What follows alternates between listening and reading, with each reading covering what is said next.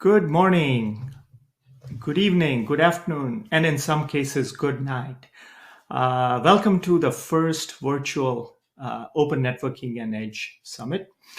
We are distributed but always connected, and we're excited to have this event live. There's an exciting set of keynotes, sessions, tutorials, sponsor booths, demos, fun activities, mingling, and a whole bunch of new ideas. Ask the expert as well as meet, the Linux Foundation networking and edge boards. So really, really exciting times. And I want to make sure that, we thank the sponsors.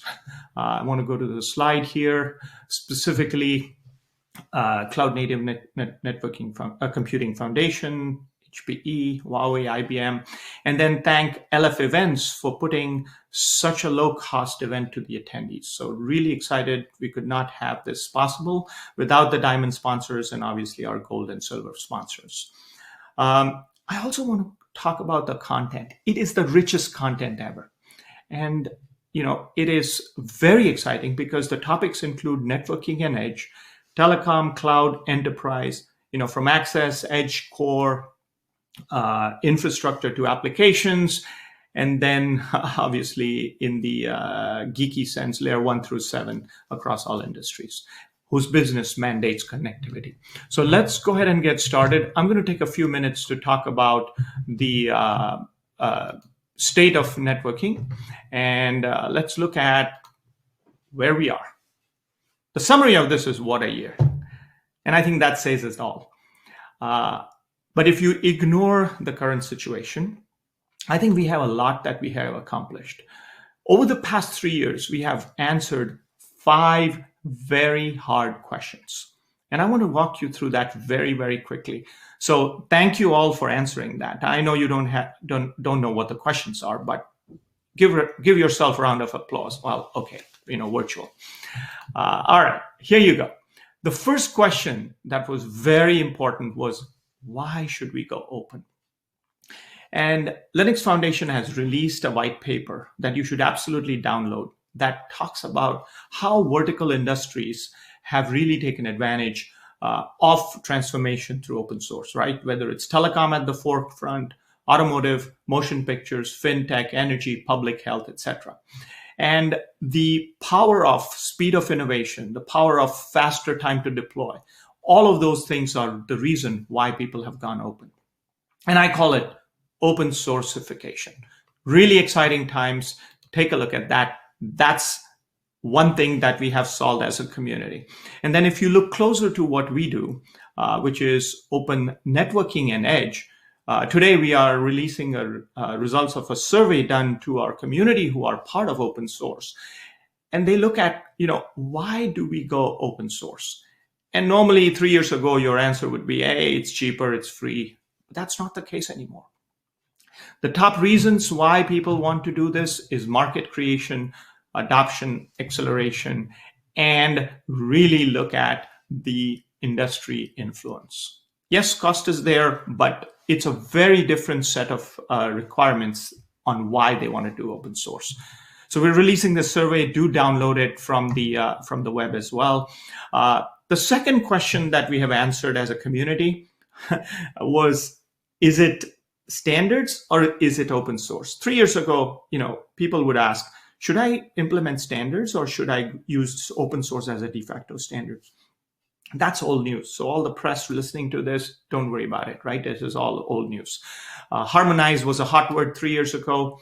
And thanks to the standards organization, whether it's GSMA, 3GPP, MEF, TM4, METC, we are fully harmonized across open source and standards. And we are very excited about that. And by the way, unification extends well beyond open source and standards. Now, markets are getting unified. Verticals are taking a direction here. So that's the second problem or second question we have answered. The third question that was very important was, why should we contribute? Why can't I just consume? And that is a very valid question. But what we have found is people who contribute, people who lead the community, have a 75% more likelihood of gaining more productivity within and outside their organization. They get an inherent advantage over market share and on their competition. And as an example, on the right, you're seeing these picture. That is one example of a project called ONAP, where in the latest release called Frankfurt, 4 of the top 10 contributors were from the end users and operators. AT&T, China Mobile, Orange, Bell Canada, DT, T-Mobile, Vodafone, Verizon, among others. Right? Who would have imagined an operator contributing code, right, 3 years ago? So things have changed. Things have really moved from consumption to contribution. And not only ONAP, right? Open Daylight has just announced its 13 release, Aluminum, today. CNTT came out with the Barak release. Wow. And then we have 2 upcoming release, which is the cloud native release on ONAP, which is Guilin, Hirend, and OPNFV Germa release. So very, very exciting times on contribution. Then came, how do I move POCs to production, or proof of concepts to production? And there were 3 things that were involved. There was a compliance and verification involved. There was an interop and testing involved. And then there was a training and certification involved. And we're really excited to say that projects like OPNFV, CNTT, Acrano are leading the open interop and compliance. But not only that, we have end user groups operational in our projects. And then what today we're doing is we're announcing 2 new things on the end user side. One is a vertical group for the edge, which has a separate session on Thursday. Do join. And then we have a whole bunch of training and certification planned for the audience, right? And for the members and non-members. You can take these training courses free and discounted across a variety of topics. But what is announced today, finally, is a certified ONAP professional exam beta. And registration is open. Yes, there will be limited seats, but please sign up. This is how you get a badge, and this is how you establish yourself as a leader as a personal leader in the market. And then finally, everybody worries about money. What we are releasing today is a research study that was published for LF networking. And the question we asked is, how much value has open source created in LF networking? And we looked at the 8 projects, right, over the 6 years, 2,000 plus developers, right, contributing code, contributing a lot of things globally. And it is quite amazing at how much, $7.3 billion of value and 87.6 million lines of code. Again, this is using the analytics insight tool from LF as well as the Kokomo 2 model of estimation. So this is, unheard of, because if you go and ask the business unit for so much funding, it's not going to happen. So, we're really excited and thankful for such a large shared contribution. So with those 5 questions answered, let's move to the 3 priorities that are important in 2020. And these priorities have been given to us by the communities, and they are for the communities. And it's very important that we all align to that. Priority number 1, please help with interop and compliance as quickly as possible and simplify things. And you've all heard about acronyms, right? LFN, OVP, CNTT, OPNFV, Kubernetes, this, that, right, etc. And one of the most important things we are doing today is we are announcing a merger of CNTT and OPNFV. This is very exciting because it simplifies a whole bunch of reference models, architectures, reference implementations, and the batching and validation program. It is really exciting times because it's very simple, and I would say it is going to be the merged entity under Linux LFN, Linux Foundation Networking, which will lead the industry for harmonization across the entire spectrum of reference models, architecture, implementation, and more importantly, compliance and verification. We are obviously going to be partnering with GSMA, OpenStack, and Kubernetes, utilizing the fundamentals of Kubernetes certified providers inside. The batching process there, all integrated and aligned collaboratively. So very excited about this announcement. Please join us. There are tracks on governance, there are tracks on operations, there's tracks on branding, right, that are going on right now. And this is a huge deal for the community because it's been 2 years since these teams have been working very nicely. And if you look at the reason why, you can see that the global community between CNTT and LF networking, it doesn't even fit in one slide. Okay, so I'm just throwing logos here, but it is very exciting. So we have a full set of companies, members, as well as participants taking advantage of this compliance and verification program. The most important thing about this is it's a simplistic view of adaptation and moving projects into deployment very quickly. Okay, and I think Beth from Verizon and Scott from AT&T have set it up very well in this quote, right? Everyone benefits, and it's really great conclusion here, okay? The second important priority is the end-to-end architecture, and this is about unified edge and access. So let's talk about how things come together. Let me first talk about ORAN. ORAN is a very important project. We are hosting the software community for ORAN here, and essentially up and down the stack, things and projects are getting integrated very, very quickly. ORAN SC obviously has the bronze release coming out in support with ONAP and other projects.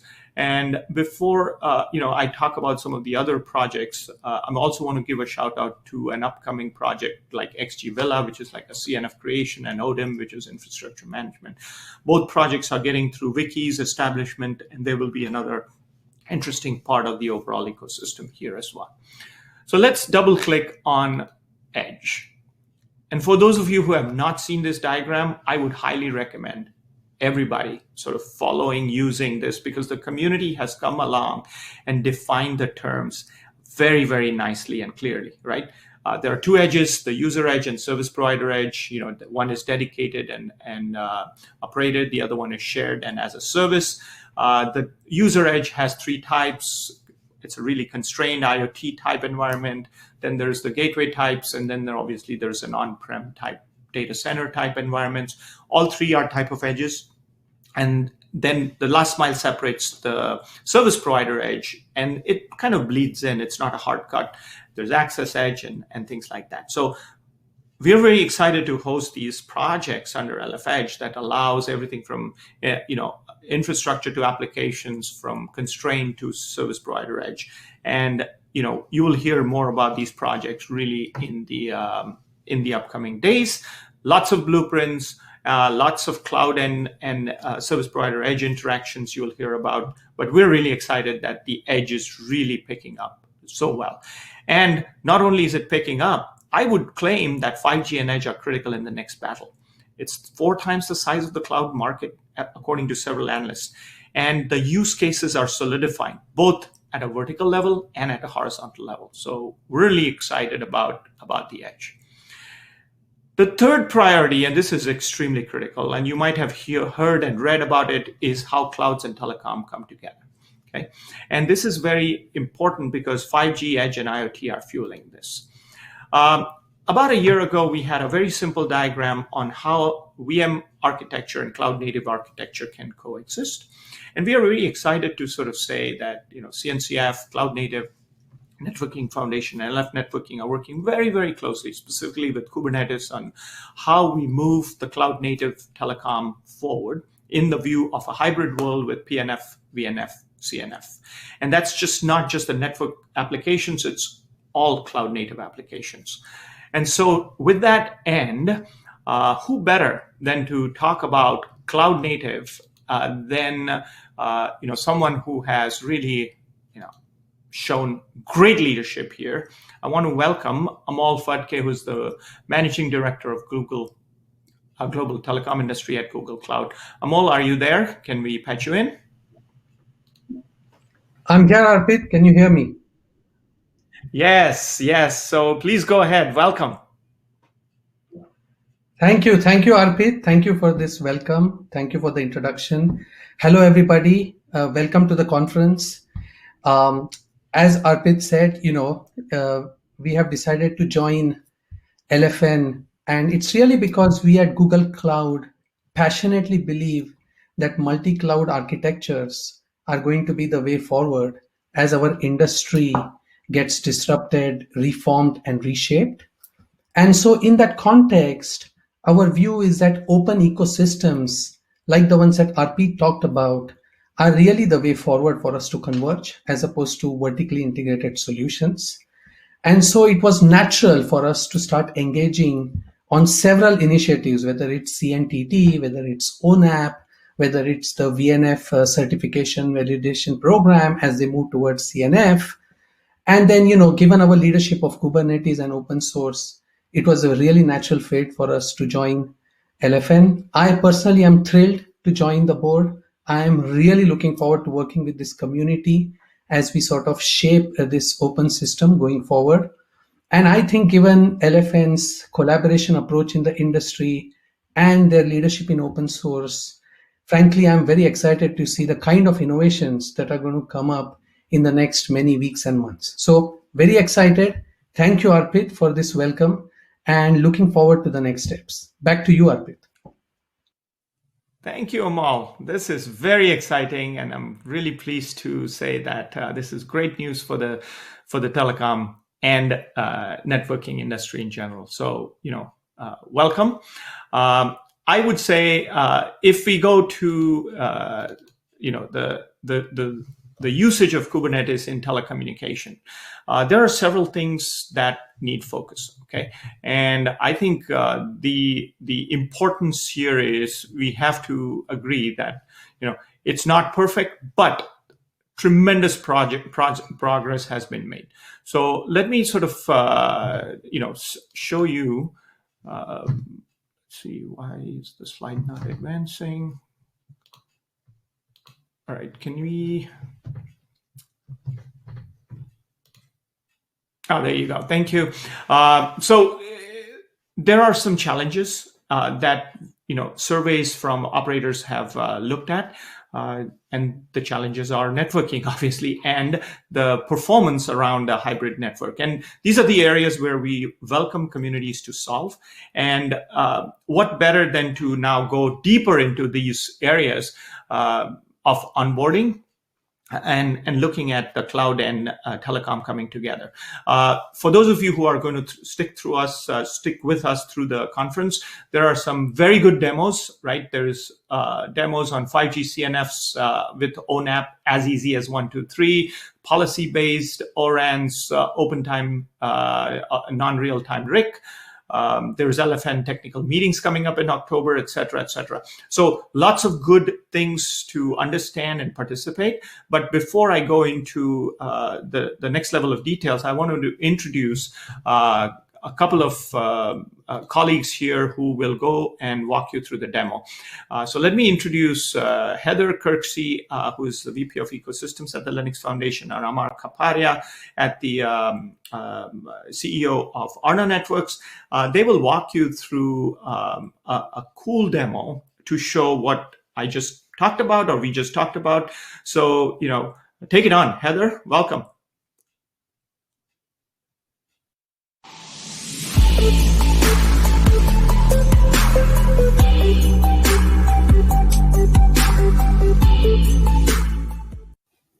Thanks so, Arpit, for that awesome introduction. And it is great to be here on our virtual ONES keynote stage with you. Welcome, everyone. Good afternoon. Hello.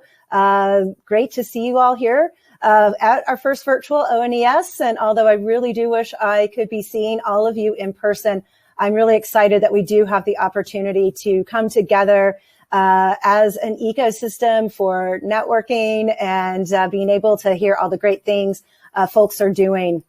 So as Arpit said, I am Heather Kirksey. I am the VP of Community and Ecosystem Development here at LF Networks. And I will be joined shortly by my colleague, Amar Kapadia from Arna. And we're really excited to be sharing with you this demo today on cloud native 5G. 5G is obviously one of the big things for our industry right now, and as well as is adopting cloud native architectures and technology. And one of the things that we've learned is that it's really a journey for all of us in the open source community, in the vendor community, and for our operator end users. And so, as a group, we decided, about a year and a half ago that one of the things we wanted to start doing was some proof of concepts to prove out some things and to ask ourselves some fundamental questions. So if you were able to see us live on the KubeCon keynote stage just about almost a year ago, that was our first iteration of this proof of concept. And at that point, we asked ourselves a question, which is, can we build a full end-to-end network architecture that is cloud native, from the technologies we use to deploy it, as well as the CNFs that we put on top of it?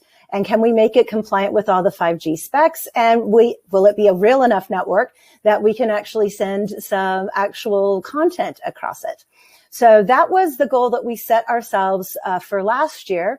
And I think that we can sort of safely say, given that it did work on the stage, that we were able to do that.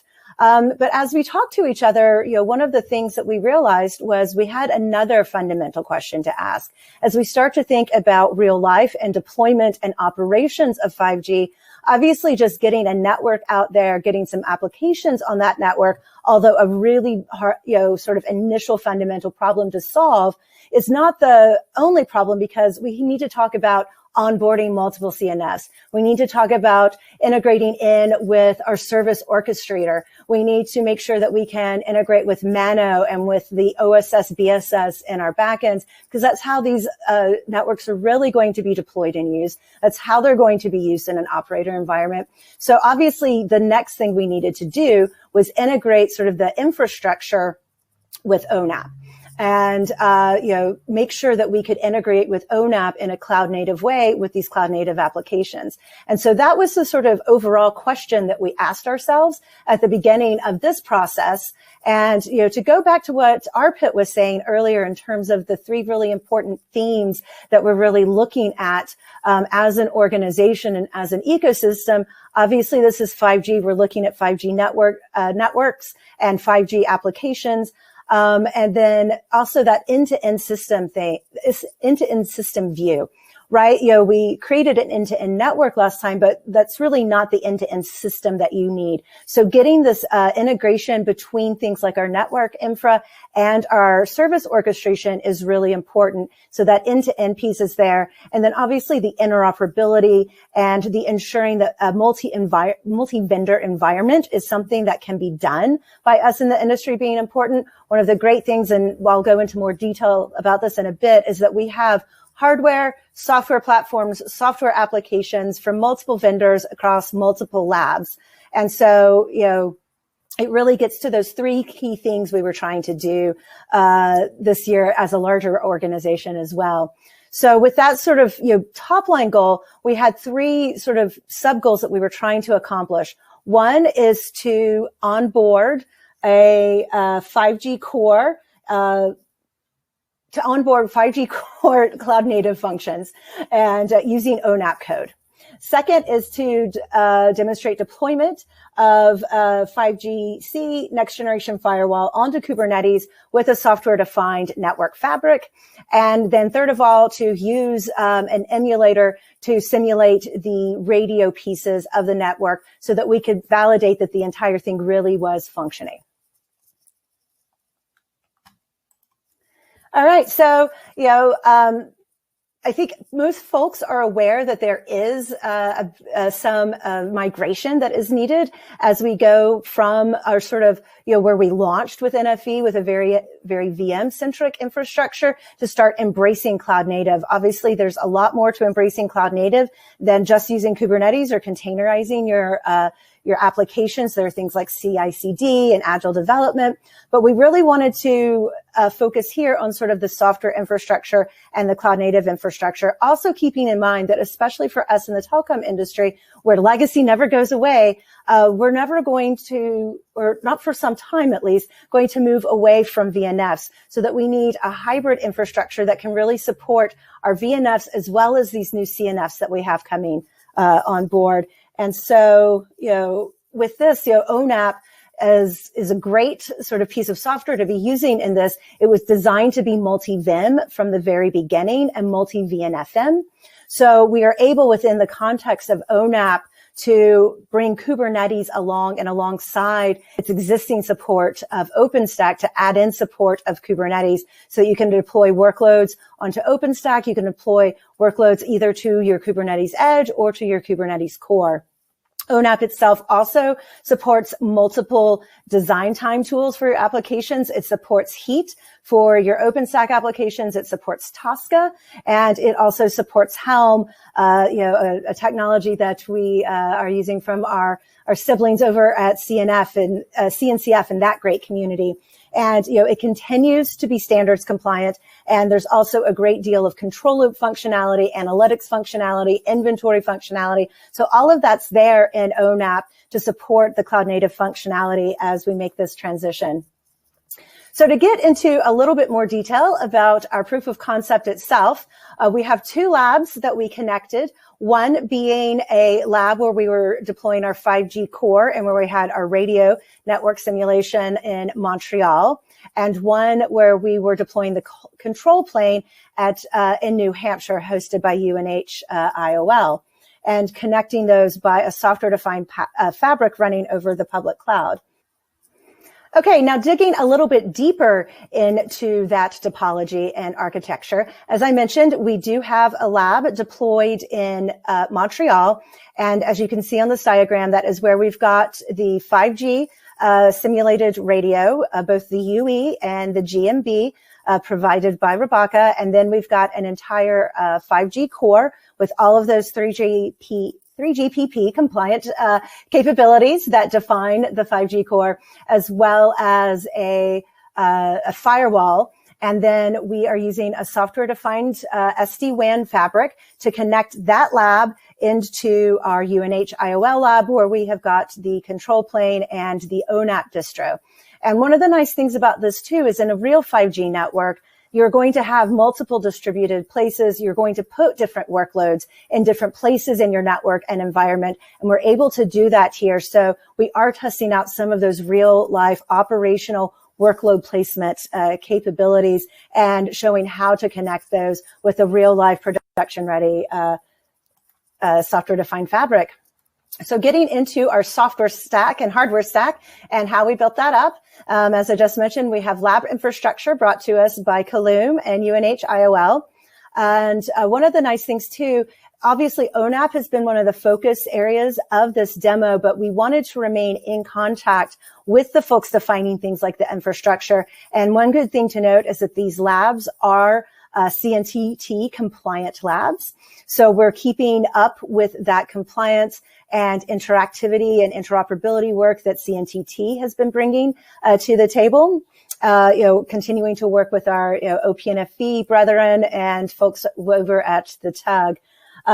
Lenovo has provided a server infrastructure for these pods. Kaloom providing a software-defined fabric. And then we've got a Kubernetes distro, this one provided by Red Hat, and then a number of functions provided by a number of vendors. So Rebecca providing the 5G radio emulator, the user plane function provided by Kaloom, the 5G core provided by Altran, our next generation firewall provided by A10, and Turnium providing our SD-WAN interconnectivity. And once again, those just shows the power that we were able to bring together distributions of open source software and multiple different hardware and software vendors here and have this work. This has been our vision of NFV for a long time, and we're really beginning to see it happen. And then finally, of course, we do have an ONAP distribution provided by Arna, and then as well as some proof of concept work going on within a working group in ONAP. You can find that there in the repos that Intel has brought to the table. So we've got this great software stack, multiple hardware vendors, multiple software vendors doing cloud native 5G services using ONAP. And the great thing is that we were able to pull this together without a ton of effort, and that we were able to do it in this multi-vendor fashion. So with that, you're probably tired of hearing from me. You don't want to hear me talk about the demo. You want to see Amar present the demo. So at this moment, I would like to ask Amar to come join me and to present the actual demo itself. And I'd just like to remind folks, this is real code. This is actual running code connecting to real labs with real pods of hardware. So this isn't something pulled together in HTML or some animated video. This is real code. And so Amar from Arna, please come join me on our virtual stage. Thanks, Heather. And hello, everyone. We are going to start our demo by looking at the OpenShift dashboard for the Montreal cluster. And what we see is that there is only one pod running. It's a database. So the cluster is virtually empty. Same thing with the deployments. We see one deployment, and that's the same database. We now shift over to an experimental GUI for the Kubernetes plugin of the ONAP project. ONAP is running in a different data center in University of New Hampshire Interoperability Lab, and the two data centers are connected over SD-WAN. We are going to start the demo by adding a cluster to ONAP. Basically, we're registering the OpenShift cluster. We're going to call it MTL Lab, and we are going to import a settings file to make sure that the OpenShift cluster gets registered properly with ONAP. We'll give it a label, MTL_lab. And next, we are going to create a composite app. A composite app is nothing but an application with several applications underneath it. We're going to call it ngc_mtl. There's a previously created composite app, just ignore that. Now we are going to create an application underneath that composite app. In our case, there's only a one-to-one association. The composite app consists of one application, that's the 5G core. We are going to import the package for the 5G core, which is essentially a Helm package. And now we are going to create placement intent. The orchestration is intent-based. And once we have created the generic placement intent, we can create the specific intent for the application underneath. In this case, we are creating an intent for the 5G core.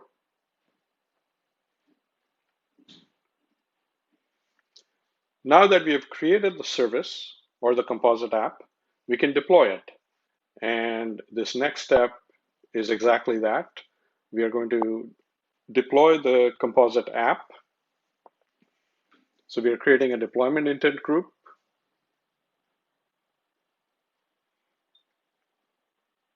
And next, we are going to create a specific intent for the 5G core, where we are going to deploy it onto the cluster with the label that we had previously created.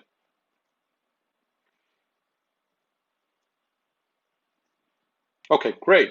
So we've deployed the 5G core.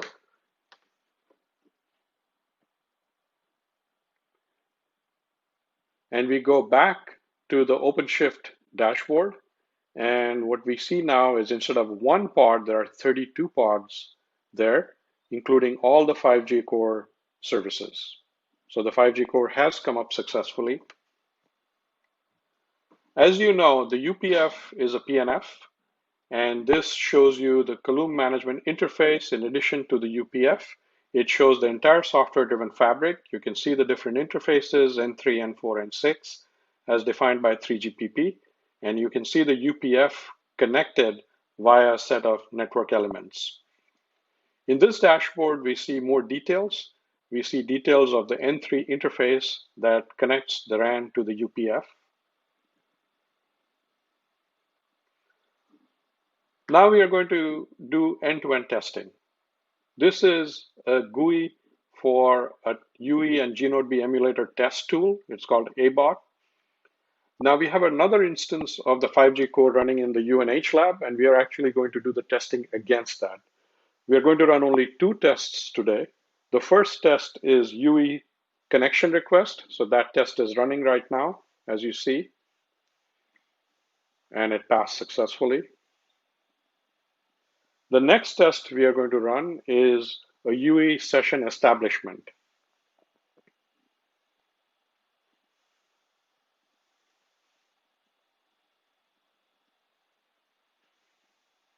So now this test is running, and it's so far running successfully.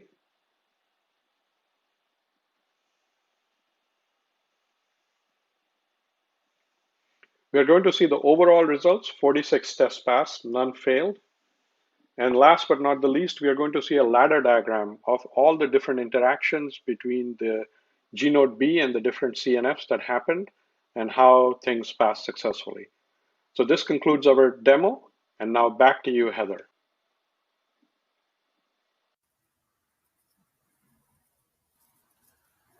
Thanks so much, Omar, for that demo. That was really great. And once again, as I mentioned before he went into it, this is real code. You were seeing it here on stage. So I really want to thank you for sharing that with us.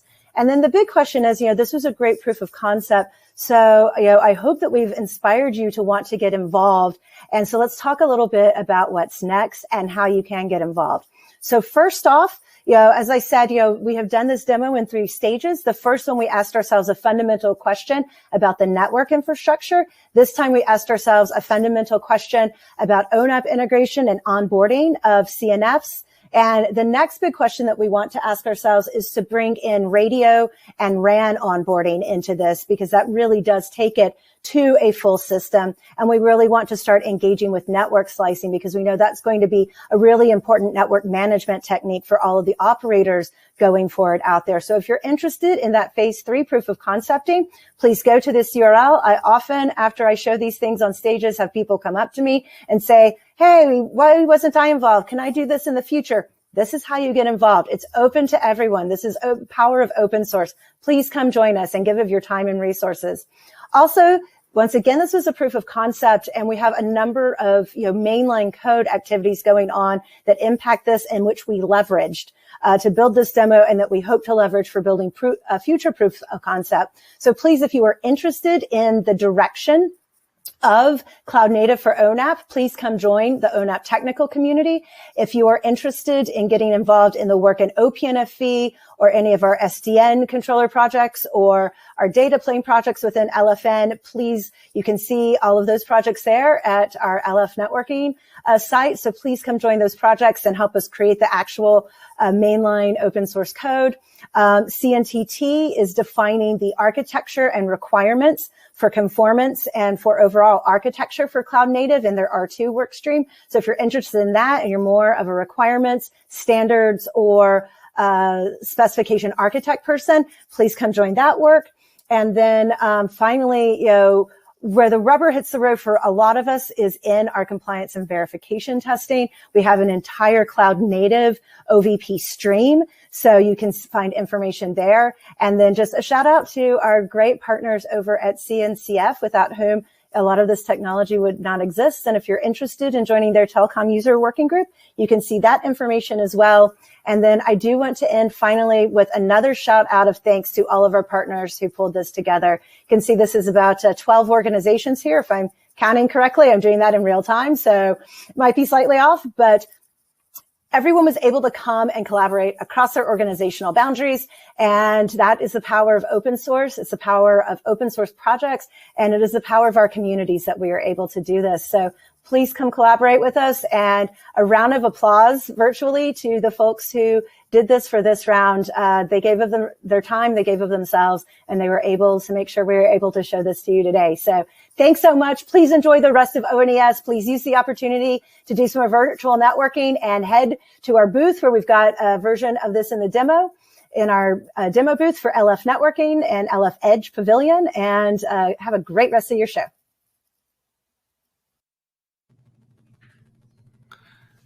All right, thank you, Heather and Amar. That was fantastic. I think if we were in a real stage, I would have asked you to like run a drone or do some virtual reality to just show that there's sort of the boring stuff in the bottom, but that's what matters. So thank you very much. Very exciting. As I told you in the beginning, right? Network matters. It's critical, whether it's fires here in California, hurricanes, global issues, or even the pandemic and how patterns change. So the next keynote is really exciting because it's from one of the top CTOs, very humble and very visionary. The CTO of AT&T, we all know and love for his vision. He oversees basically all the engineering, the labs, foundry, et cetera. And today, I think he is going to cover how AT&T has kind of adapted given the new normal, but more importantly, how the power of open source has allowed them to not lose a heartbeat. So without further ado, welcome Andre Puig.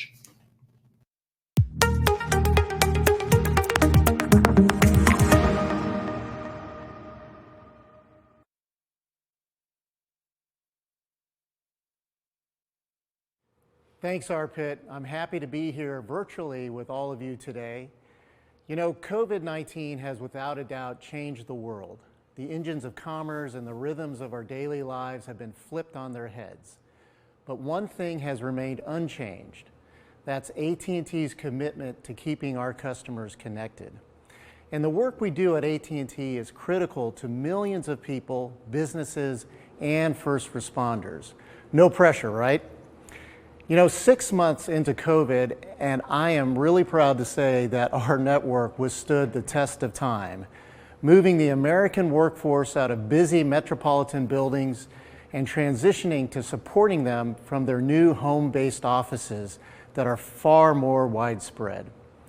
And while we didn't see COVID coming, and I don't think anyone could have honestly, what we've done to build and invest in our network over the past several years paid dividends during this crisis. We've invested more than $135 billion over the past 5 years in our US infrastructure to build a robust network with self-healing architectures and open standards that helped us get as ready as we could for this unforeseen moment in history. I'll get into these open standards a little bit later. But first, when it comes to our network, even without COVID, we were carrying more data than ever before. In fact, our global network carries more than 393 petabytes of data traffic on an average day. That's up 20% compared to pre-pandemic figures, which you can see depicted in this chart on the left-hand side of the screen. As you can tell, there was a major spike once COVID hit in the US, and the majority of American workers began shifting to a work-from-home model. And we don't expect that growth to slow anytime soon. With Americans continuing to work and school from home, we anticipate these numbers will continue to rise, meaning more demand for our network, making it all the more critical that we continue to get it right. Here are just a few more data points I'd like to call out that help illustrate how in demand our network has been in COVID times. First, text messaging. During the pandemic, customers have twice set a record for text messaging. During the March spring break timeframe and on Easter weekend, people sent more than 23,000 texts per second across the AT&T network. The previous peak, pre-pandemic, was about 15,000 texts per second. That's an increase of over 53% in peak times. Now on the voice network, wireless voice usage has soared in the past 6 months, with a nearly 40% increase as people began to work from home and use their mobile devices to attend meetings and connect with colleagues. Now on the mobile data side, and this might be surprising to some, mobile data volume has slightly decreased during the COVID-19, since many people are able to connect their smartphones to their home Wi-Fi throughout the day. I'd be remiss not to mention the first responders who are the true heroes of the past 6 months. I can't imagine what it's like to drive to work every day knowing your health and, quite frankly, your life is on the line. And AT&T has a stake in our first responders. We've built a whole separate network dedicated to them. It's called FirstNet. And thanks to unique benefits like dedicated connectivity when needed, always-on priority and preemption, and high-quality Band 14 spectrum, FirstNet is one of the fastest commercial networks out there. With more than 1.5 million connections on FirstNet, we're seeing first responders consume more than twice as much data as general consumers, reinforcing the need and importance of having a network purpose-built for public safety. Our AT&T network has been able to withstand the unprecedented new normal demands during COVID, thanks to the investments we've made and the behind-the-scenes work we put into our open initiatives in the past decade. Now, the virtualization of our network includes our SDN controls, is the foundation of everything we do. Open source technology is a major part of this foundation. What's more, the advances we've made in cloud-native virtualization, containerization, and hardware and software disaggregation allowed us to reach our software-based networking goal of 75% several months ahead of schedule this year. Having a much more software-centric network enables us to respond rapidly to any new demand on the network, even those caused by worldwide pandemics. Let me walk you through a few examples of this. Wi-Fi calling. Voice over Wi-Fi was 100% virtualized prior to COVID-19. That's thanks to the work we began earlier in 2019, when we began to roll out in production our own deployment of the virtualized Evolved Data Packet Gateway. These functions run on OpenStack on our network cloud and uses ONAP for orchestration and data analytics. Our engineering and operations team also use this suite of open source-based tools to monitor that production.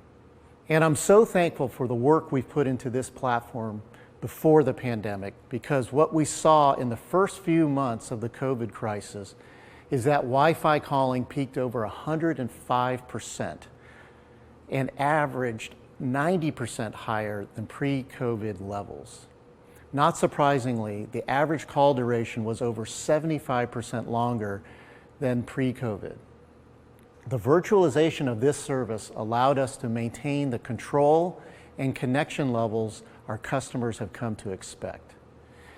In comparison to the network 5 years ago, what would have taken us weeks and months to add this amount of additional capacity, it now takes us minutes and hours thanks to the virtualization of our network. Now let's talk about our global SD-WAN service. Another great example of how the network responded to COVID in AT&T's global SD-WAN. This service allows any of our enterprise customer employees to access their private corporate network from home or any remote location using ordinary broadband access. And as most of us saw early on in COVID, and even still today, home access to those private corporate networks is essential. There was a dramatic increase in usage of these services during the COVID-19 spread in Asia, Pacific, EMEA, and the United States. This was a 16x demand surge compared to the average usage in 2019. Again, the virtualization of this service allowed us to dynamically increase our capacity to meet this surging demand in weeks. Let's talk a bit about mobile messaging. As mentioned earlier, AT&T experienced 3 years of text messaging growth in just 1 week. We moved messaging traffic from our legacy infrastructure to our cloud infrastructure to assist offload and help this demand. Our software-enabled network allowed us to add more than 60% capacity to our message platform in 1 day. As you can see from these examples, That's the power of having an open, software-centric network. It enables a much more agile, dynamic network that can elastically scale to meet our customers' demands. I'd like to also share some updates on a few other open source initiatives. Last fall, AT&T announced that it had submitted its design for several open disaggregated routing platforms to the Open Compute Project. These designs were based on the Broadcom Jericho 2 chip and their flexible, distributed, disaggregated chassis design, which can gracefully scale from 4 terabits per second to 192 terabits per second. I'm proud to announce today that we have now deployed a next-generation IP MPLS core routing platform into our production network based on this open hardware. We chose a disruptive supplier, DriveNets, to provide the network operating system software for this core use case. The DriveNets software supports a sophisticated set of traffic engineering features that provides highly reliable and efficient MPLS transport. In the coming weeks, we'll announce additional software suppliers for other use cases operating on the same exact hardware. This will truly demonstrate the power of openness. Our deployment of these new open disaggregated routing platforms is coupled with the deployment of our next-gen long-haul 400 gig optical transport platform. This combination of networking platform is exactly what we need to transport the tsunami of demand that will be generated by our 5G, fiber-based broadband and entertainment content services. Another great project out there is Airship. This is AT&T's 5G cloud infrastructure and is enabled by Airship and CNCF, which is the Cloud Native Computing Foundation. AT&T contributed Airship, a purpose-built, high-performance network cloud infrastructure integrating over 14 CNCF projects. AT&T's network cloud has over 315 deployments year to date. Airship enables fast deployments at scale with 100% consistency, ensuring the network is operational and secure. We expect by the end of next year, Airship 2 will become generally available. This product will offer a simplified solution with a reduced footprint, improved security posture, and expanding its industry-leading bare metal provisioning to include multi-cloud and multi-cluster capabilities. Now let's move on to O-RAN. The Open Radio Access Network Alliance, an open source community, released its second bronze release in June. AT&T has made significant contributions to seed this community with over 1.3 million lines of code contributed to date. Of course, all of this momentum needs to ultimately drive operator deployments and validations in the real world. To that end, we have successfully concluded the second live trial of an open source-based real-time intelligent controller platform in our 5G network in the New York, New Jersey area. This trial validated a key assumption underlying O-RAN's vision. That is a near real-time closed-loop control of the RAN through an open E2 interface. This paves the way to drive an open architecture that significantly optimizes network resource utilization and customer experience. And last but not least, we have the collective power of the ONAP community. One recent example delivered by the ONAP project is Smart Launch. Smart Launch is an ONAP-based control loop solution that automates the LTE carrier launch process. It eliminates vendor-based carrier launch work and reduces internal workloads. In addition, Smart Launch uses machine learning to automatically determine parameter configurations. Smart Launch has been used to bring approximately 450 carriers online. Once adopted nationwide, it will support upwards of 65,000 launches per year. So, many exciting open source projects have helped the AT&T network handle this tsunami of data the pandemic has created. I want to thank all of the open source communities, including Acumos, Acrano, and Danos, for all your contributions. And I want to thank ONES for the opportunity to share this with you today. Thank you for all your time and interest today, and continue to stay healthy and safe.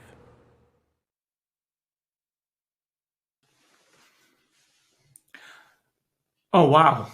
That is fantastic, Andre. Thank you for sharing such a vision. And by the way, great setup there. I'm sure you have a much higher production setup.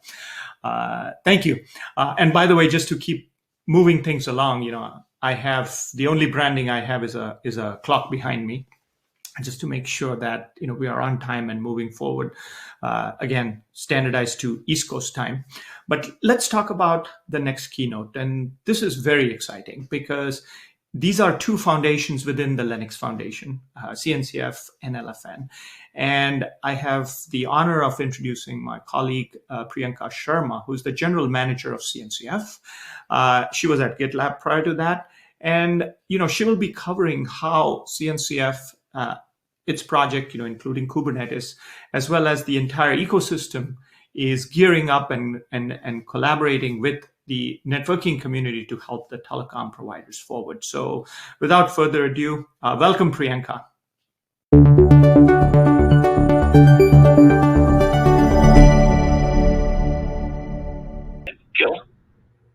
Hello, everybody.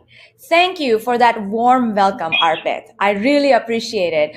I love collaborating with you and all of LFN, and it's a great opportunity today to speak to the entire community behind LF Networking and Edge. We are all in it together in the path to modernization, and I'm so happy we are collaborating in so many different ways. So today, as Arpit said, I'll be talking a lot about how we are working to bring Kubernetes, bring cloud native to telcos and the edge, but I'd like to paint it in a larger picture of what I think is the second wave of cloud native.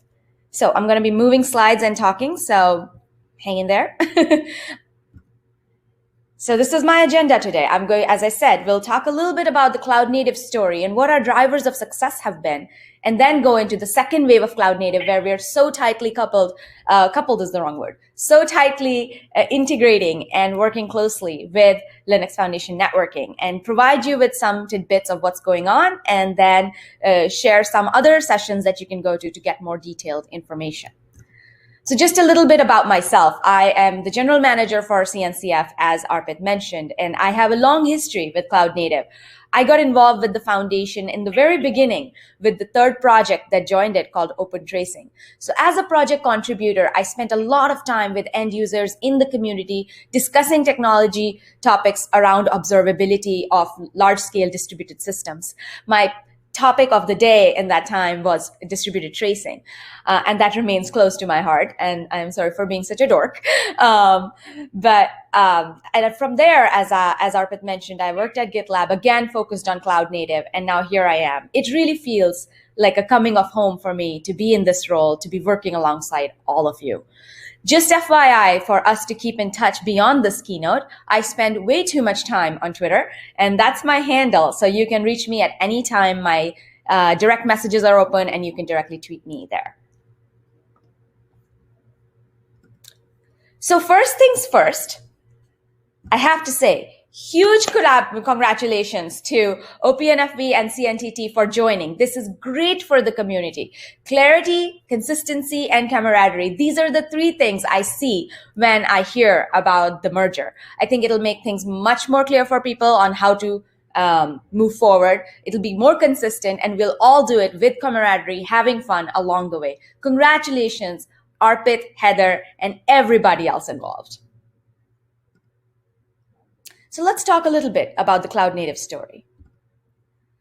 Kubernetes changed the industry very fast. We all know that. I mean, this foundation started in 2015, and here we are 5 years later with so much growth. The blue line you see over here is the growth of Kubernetes in the Google search terms, which is a great canary or bellwether of what's going on in the ecosystem. We have 70 plus projects in CNCF, and the number is growing, which is really exciting for us because we want to provide a neutral IP zone where people can come together, collaborate, and make the best technology. Of the many projects, the graduated and incubated projects have met stringent requirements and have extensive end user communities, which help them be a standard in their, standard is a tricky word, but help them be a mainstay in their respective technology communities.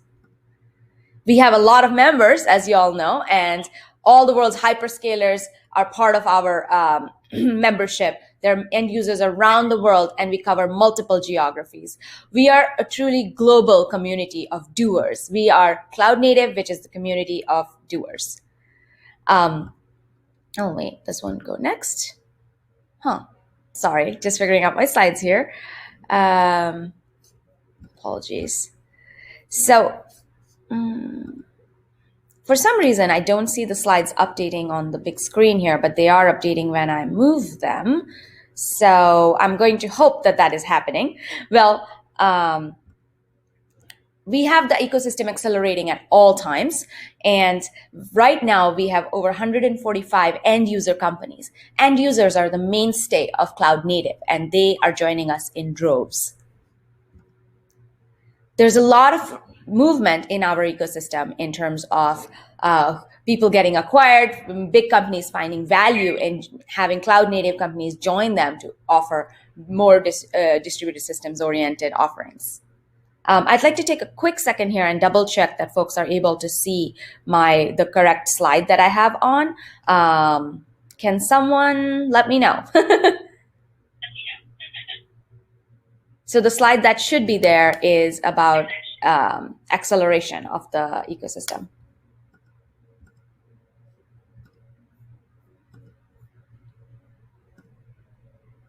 All right, I got a message that said good to go, so I'm going to keep going. Thank you for your patience, everyone. All right, so what have been the drivers of success for Cloud Native? We have lots of members, we have lots of people in the community who work hard and work together. Well, number one, I would say, is our focus on open governance. It is our point of view that with open governance, a project makes sure that no one single entity controls the story of what happens. It's also more secure because depending on the changing business priorities of one single company, a project will not go up or down. Multiple people are stakeholders, and projects have their own rights to decide how they structure this open governance. A really big piece, I would say, is giving end users a formal role. Cloud Native Computing Foundation is about end user driven open source, and our end users participate with a clear structure. They have working groups and SIGs where they give feedback directly to the technical oversight committee.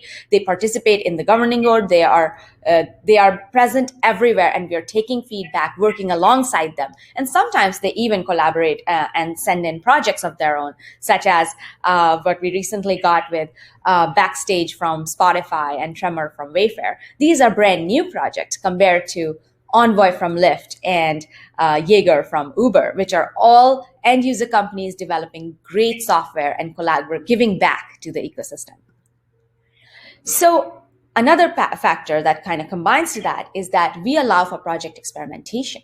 I just told you we have 70 plus projects now, and that is a key part of our strategy. We are not kingmakers. We do not pick a winner. Instead, we qualify technology to keep moving through our graduation requirements, and that alone is the marker that end users need to decide what to use and what not to use. And there's lots of innovation happening at Sandbox and even higher levels.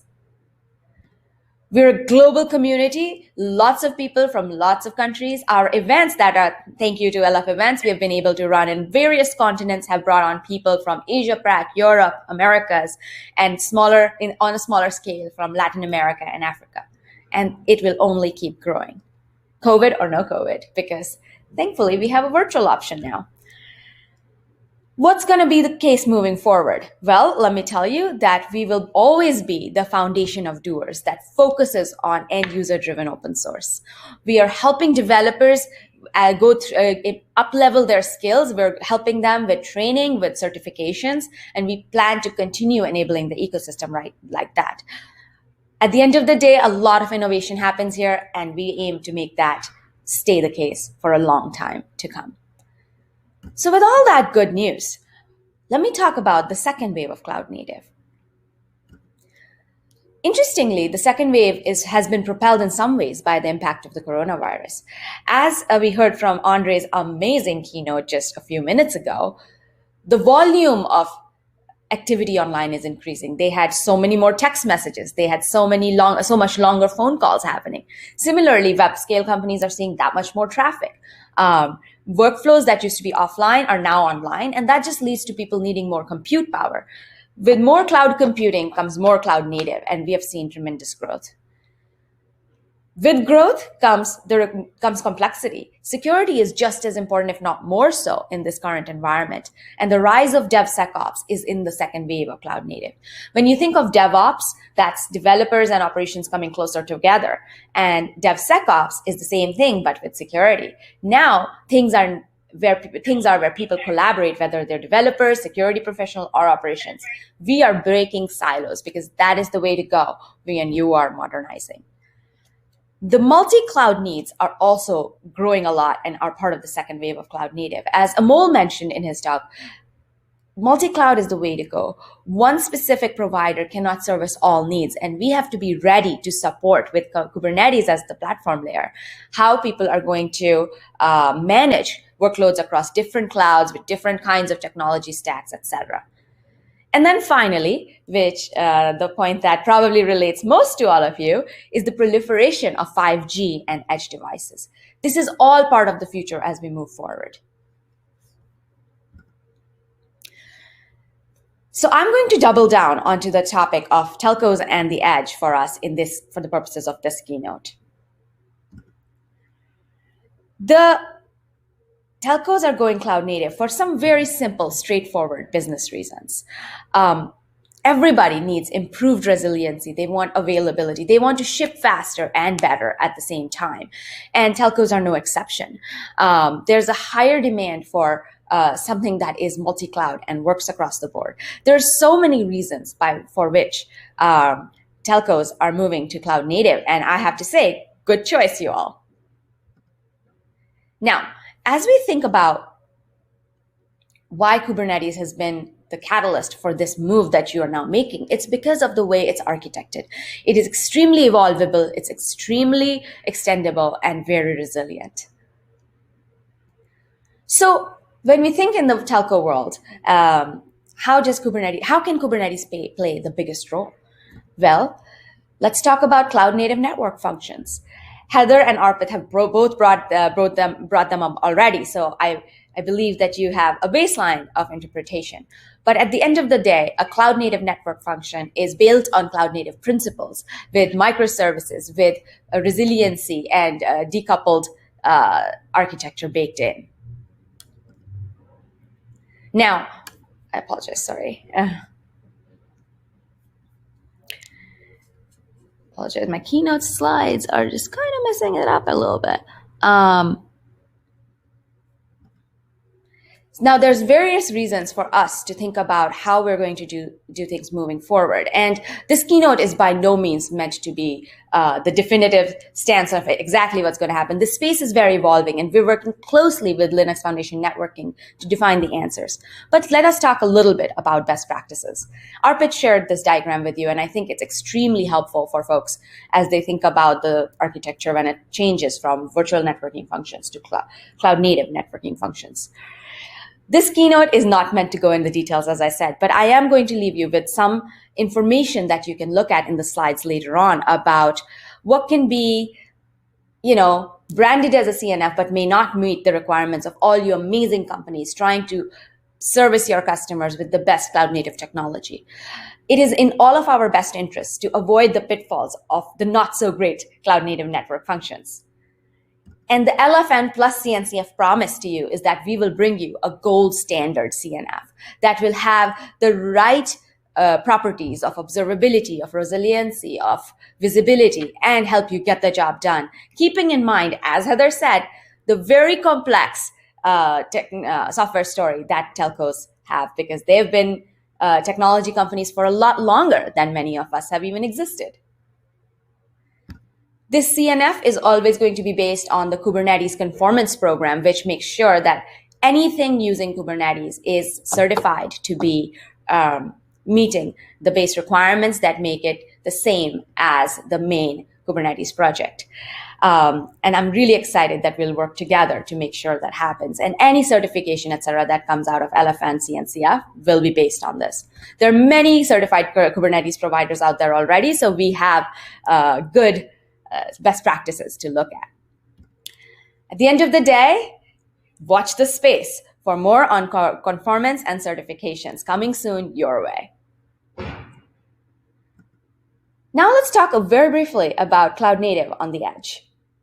Devices are proliferating everywhere, whether it's a smartphone, smart car, smart lawnmower, smart oven, smart everything is everywhere. And IoT and edge is critical as we move forward with the number of devices that will be technology-based and needing to have cloud-native workflows that work on the edge. To that, and Kubernetes is here to support. We have projects within CNCF such as KubeEdge and KubeVirt that are going to help with this transition. KubeEdge is working with the Keynote project in LFN, for example. And you can rest assured that a lot of CNCF projects are making lots of progress to help edge deployments be cloud native. If you want to learn more about this, I would recommend attending this session later this afternoon, which is a tutorial where multiple cloud native projects are going to present on how exactly they are working to help edge technologies. This tutorial, I think, starts in 2 hours. I'll be giving a brief talk there with my colleague, Taylor Carpenter, who has spent a lot of sweat equity figuring out all the details about cloud native network functions with like conformance and certification. And we work all very closely with LFN. So it'll be good for you to hear from him. He'll have folks, the logos that are presented on the slides are folks that'll be there sharing how edge deployments are using their technologies. So it should be very informative, and I highly, highly recommend that you join. In addition, on Wednesday, there's going to be a bunch of talks, not bunch, well, two talks on Wednesday about CNCF efforts in the telco world. So there's going to be a telco user group, CNF testbed and conformance test suite. It's going to be on Wednesday, September 30th, 1:45 p.m. Eastern. And there is also a birds of a feather that is later in that same day. So highly recommend digging deeper, going into the details, because as technology evolves, the beginning building blocks are always about the details, and I highly encourage us all to take a deeper look. With all that said, I would like to thank Arpit, Heather, and everybody on the Linux Foundation and Linux Foundation networking and edge groups for collaborating with us, for partnering with us, and bringing cloud native to telcos and the edge. This is the future. As I've already mentioned, this is part of the second wave of cloud native. We're all just beginning, and let's be the foundation of doers and build together. Please feel free to reach out to me at any time from here onwards. You can reach me on Twitter. You can find me on the Slack for ONES. Whatever works for you, I'm here to discuss. Thank you so much, and have an amazing rest of your day.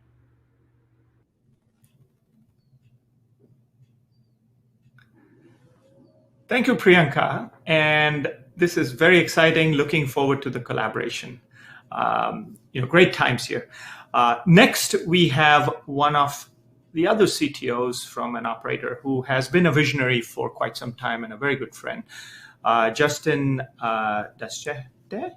And then he has now taken over the role at Equinix. He's a CTO there. He has a huge, huge vision on how Equinix and software-defined is going to drive the digital infrastructure all the way from edge to cloud. So without further pause, please welcome Justin.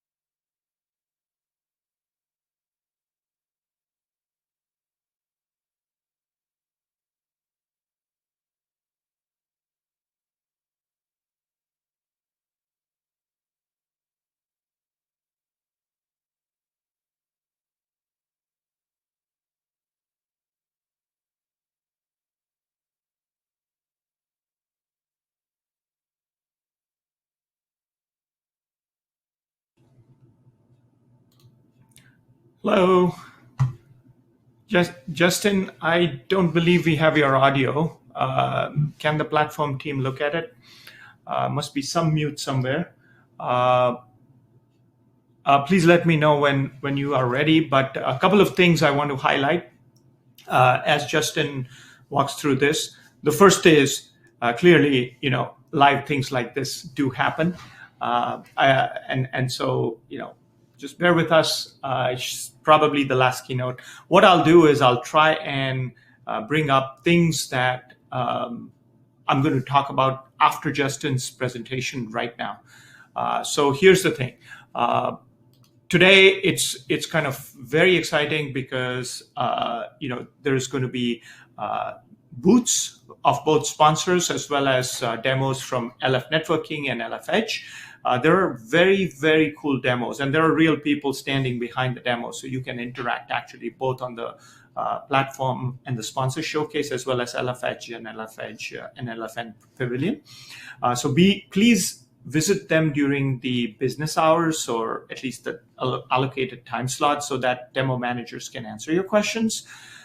There's also a booth crawl starting at 4 p.m. Eastern time. All right. So that's kind of the other thing, which gives you the latest and greatest demos. And then we also have our technical showcase, which is you can talk to attendees through our Slack workspace. This is, the best we have. We've gotten great feedback from our previous events that allow communication between attendees. So we can take a look at that. Please, watch these sessions, talk to people, talk to experts, and, highlight some of the most important things that you have or concerns. This is a community-driven show, and it is for the community, by the community. And so, you can ask anything, you can get to anybody. This is not a marketing pitch that's going on. So given that, what I also want to summarize from these sessions today that you looked at is we have a great set of technologies that we have built on. We've solved some major problems in the industry, right, when it comes to collaboration. Priyanka emphasized the power of collaboration and doing.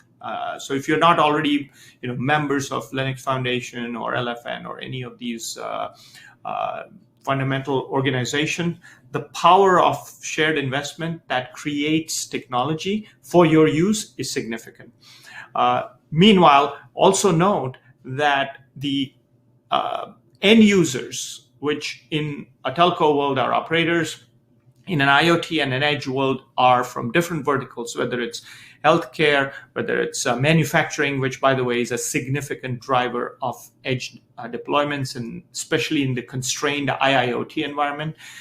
If you look at retail, all of those end users are being extremely aggressive in deploying open source. So again, please participate.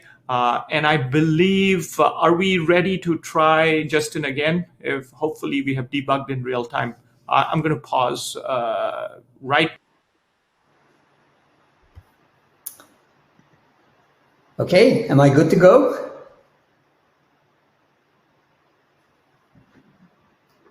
Hello, can you hear me?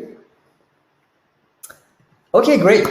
So hello everyone, and first I hope you're all well and healthy, and I'm grateful to the Linux Foundation for inviting me back to speak at this great event, which for the first time is held virtually this year due to the ongoing pandemic. This is a great community that I've seen grow and expand over the years, and I wish we could have all been together in person.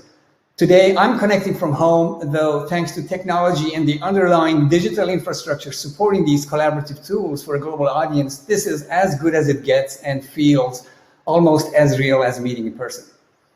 Before we start, I wanted to also thank my colleagues at Equinix who helped me with this presentation. So today I will talk about some of our longer term vision, as well as the work that our teams do every day to help our customers build digital infrastructure from the edge to cloud at software speed. So let me go to the next slide. Okay. So first, I will say a few words about who we are and then talk about an architecture approach for end-to-end software-defined infrastructure.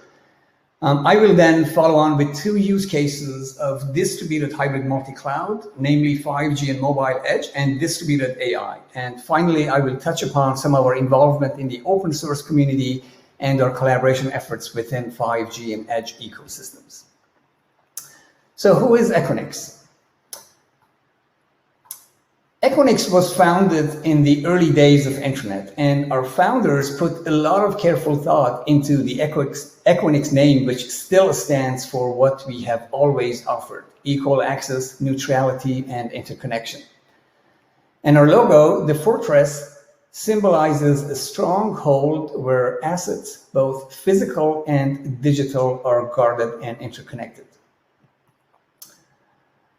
When Equinix was founded some 20 years ago, the internet was having trouble scaling, and we succeeded in getting major network providers to come to our platform to build their infrastructure and interconnect together to really help scale internet.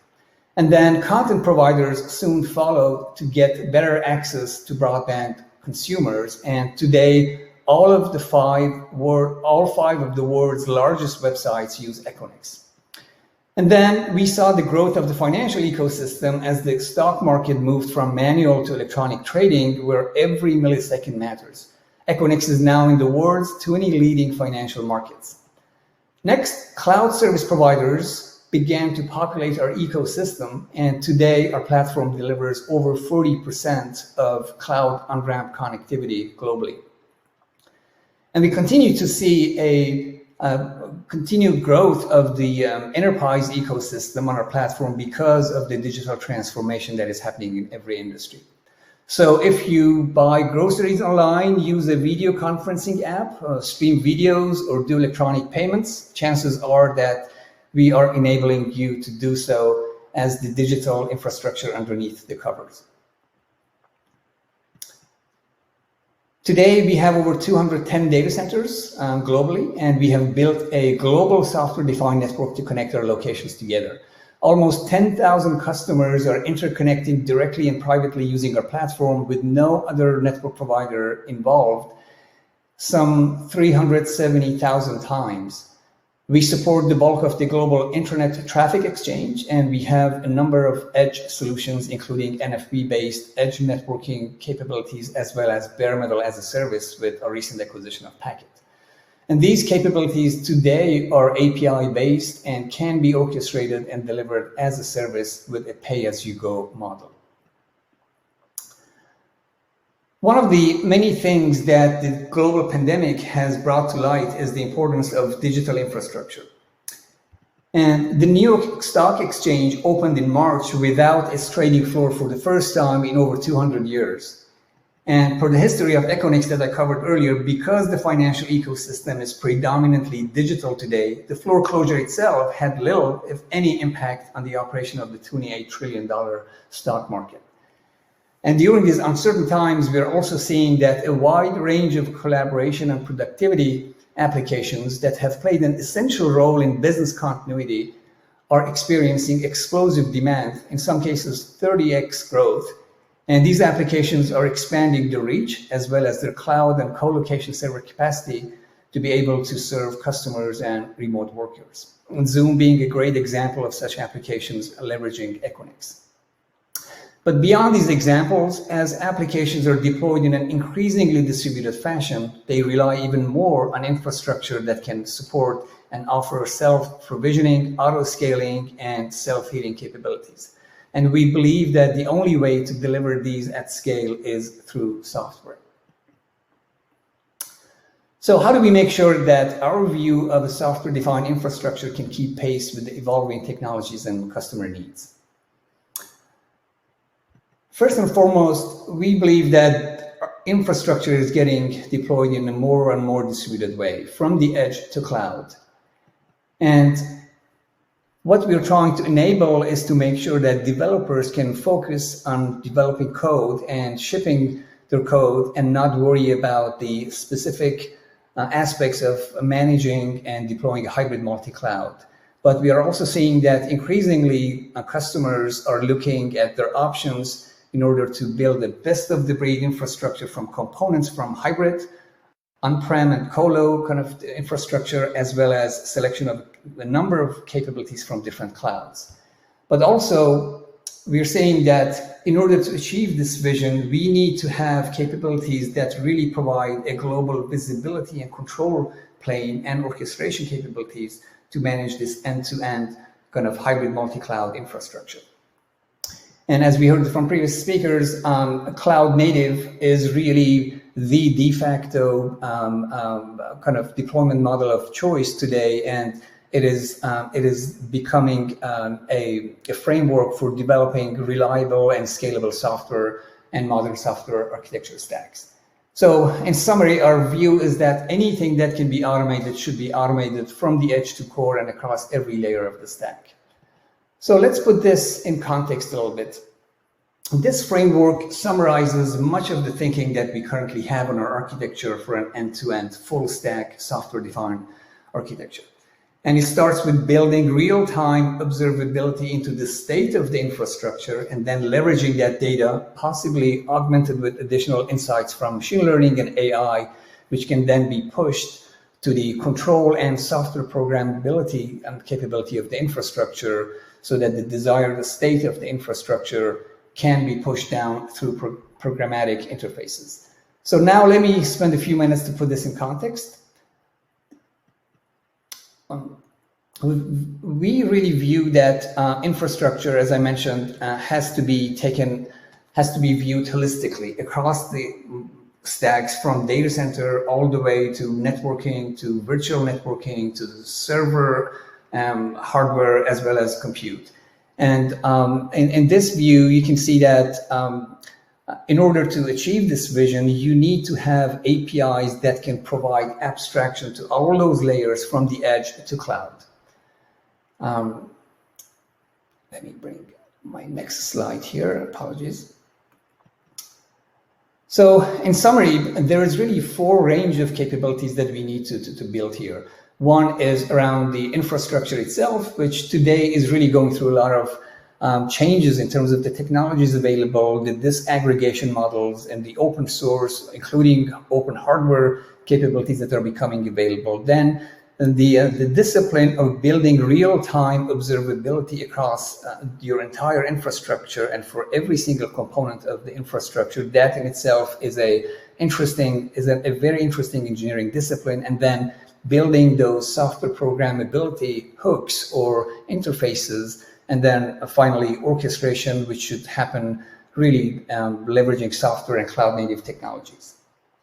And we defined kind of the end-to-end architecture and different domains, as you can see here, from access, typically sub 5 millisecond latency to the user, and then what we call a micro edge, typically 5 to 10 millisecond, and then macro edge 5 to 10, and then 10 to 50, and then 50 to 100, typically for cloud access. So to put things in context, really, this diagram just shows that a typical technology stack includes everything from the physical data center, power, space, cooling, to the networking that happens inside the data center, from fiber cross connect to the data center network fabric, and then between the data centers in the metro, leveraging optical technologies, but also WAN, routing, switching, and then all the way up to server and bare metal as a service. And this is really the view that we are looking at, and we are looking at ways, as I mentioned, to embed these observability and control mechanisms across all the layers of the stack. And across the board, there is a number of technological advances that are really pushing the infrastructure to become more distributed and are creating possibilities for physical infrastructure to be managed through software in ways not previously seen with previous technologies. So to put things in context, just let me give you two examples. If we apply this concept all the way down in the bottom of the stack to the physical data center, you can imagine that even if a circuit breaker can today be programmed through software. And in this In this example, the idea is to replace a traditional static circuit breaker with a software-enabled circuit breaker, which we are designing here at Equinix and testing in one of our labs. And by monitoring the power consumption in real time and leveraging machine learning models to predict future consumption patterns, we can actually start to dynamically manage power and cooling, which are pretty limited resources in a data center, versus statically managing these with traditional circuit breakers. In another example, this is how we manage bare metal, and with our acquisition of Packet, this is a true example of software-defined bare metal as a service, where we can deliver hardware at the speed of software in less than 30 seconds. And you can see that here, the Tinkerbell bare metal orchestration engine that is now open source, contributed by Packet, is really enabling such orchestration for delivering hardware at the speed of software. So let me now shift gears and talk about 5G and mobile edge, which is a great example of distributed infrastructure. So for us, really, 5G represents a major technological inflection point, bringing significant improvements in capacity and performance compared to the previous generations, and specifically the most recent one, 4G and LTE. And 5G will be to wireless what broadband was to wireline, creating an always-on, ubiquitous experience and delivering high throughput in the order of multi-gigabit per second data rates with very low access latency down to 1 millisecond, as well as high device density. And the vision of 5G really cannot be delivered unless the underlying infrastructure substrate is optimally managed and built. And this underlying infrastructure substrate includes spectrum, radio access network, micro edge data centers, macro edge data centers, as well as transport network, hardware interconnection, and an ecosystem of producers and consumers. And this is really very much like a multi-variable function, which is to say that ultimately the goal of making 5G a reality becomes an exercise of optimizing this infrastructure substrate. So let's use latency as an example to illustrate this. One of the fascinating possibilities with 5G is delivering very low end-to-end latency. And a common example is a sub 10 millisecond or sub 5 millisecond target for device to application round trip latency. And if we look at the overall latency budget, it is not hard to see that really a new approach to infrastructure and interconnection architecture is needed to achieve this goal. And this is because the latency budget, say 5 milliseconds in this example, includes all the radio, mobile core, transport, and processing delays on the data path between the application running on the user's device and the application running on the computer/server side. And given that almost 2 milliseconds will be required for the air interface, the remaining 3 milliseconds is all that's left for radio, packet core processing, network transport, and the compute and processing budget. So, which means that the proximity of network functions to edge compute can directly influence the latency profile of the 5G network.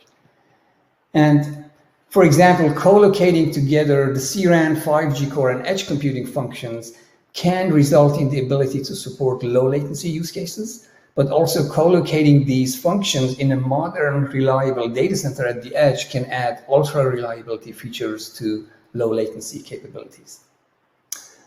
So another key capability of 5G is that can be software enabled is network slicing. We believe that applications that will be enabled by 5G will need access to many resources, including internet, different clouds, private or public, and edge compute workloads placed in close physical proximity to the user plane functions. And this includes hybrid traffic flows that require a combination of the above for distributed applications such as online gaming, AI at the edge, etc. And we believe that real-world 5G use cases will evolve to an increasingly hybrid architecture, multi-cloud and multi-MEC. So network slicing allows to interconnect different components on the same physical network to deliver services with specific requirements such as latency, throughput, capacity, reliability, or security.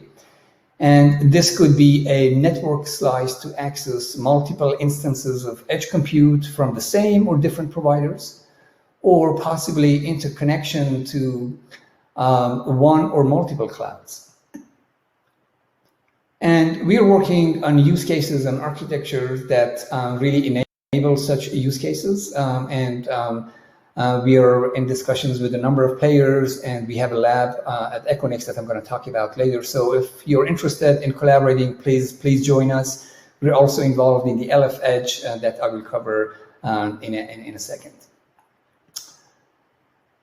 So these use cases, as I mentioned, for a number of use cases that require a very low latency, let's say below 10 milliseconds, there is still some work that needs to be done to really understand and develop these use cases. But we believe that the vast majority of applications and services can perform quite well and even very well at what we call the macro edge level, where latencies between a 5G device and an application workload can be kept between 10 to 50 milliseconds. And example use cases include private 4G, 5G networks, including regional networks for utility, energy, and retail, but also augmented reality for industrial design or enterprise wireless WAN over fixed wireless access. In many cases, these applications require access to resources that are distributed across multiple clouds, edge compute, and general internet.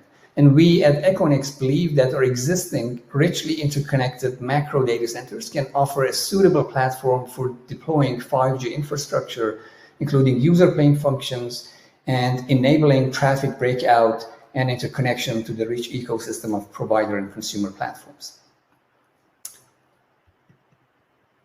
So now let's talk about another use case of distributed infrastructure, distributed AI.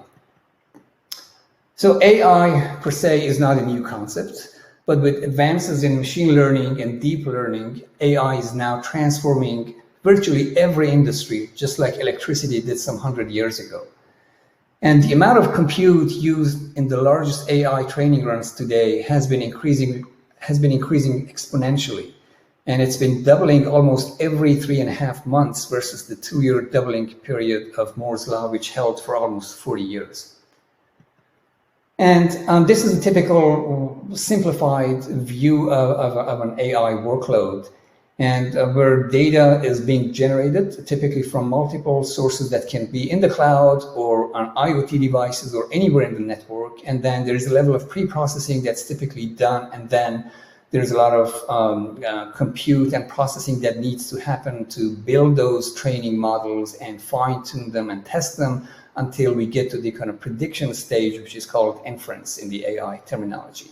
And typically, training and inference have been happening on the cloud because they typically require a lot of compute resources and large data sets for the algorithms to perform optimally.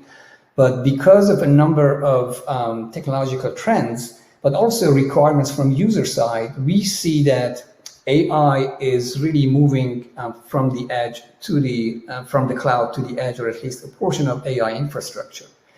And when you think also about, well, Moore's Law for sure is allowing to do a lot more processing than before, but also the advances in AI algorithm efficiencies have now allowed us to do, or can now enable us to do a lot more AI with the same amount of resources.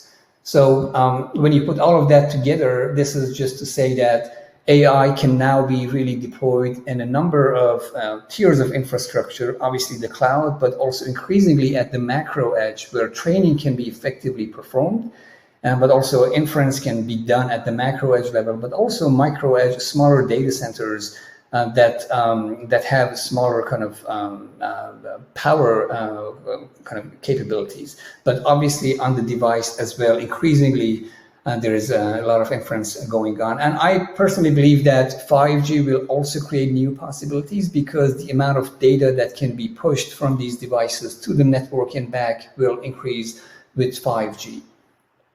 So let me go to the next slide here.